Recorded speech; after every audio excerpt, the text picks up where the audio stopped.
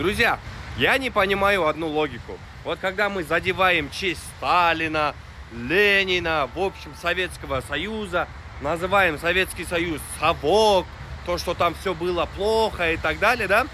Любители этих Советского Союза, Ленина, Сталина всегда нам говорят такое.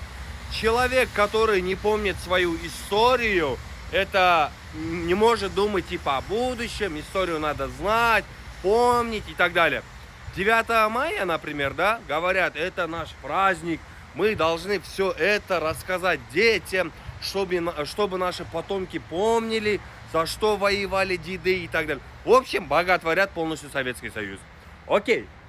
Но потом, когда казахи начинают рассказывать именно за казахское ханство, за Аблай-хана, за Золотую Орду, за Кирей-Жанебек, казахи какие слова слышат от этих пропагандистов Советского Союза и любителей России?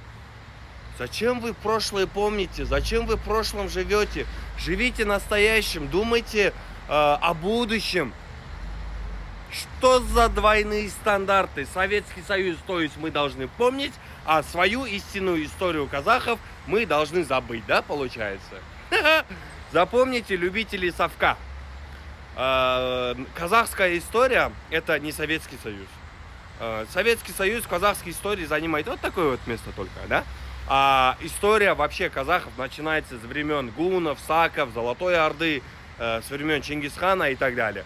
Так что, когда говорят за казахское ханство, не тупите, а просто воспринимайте правду, как вы воспринимаете правду Советского Союза. Удачи!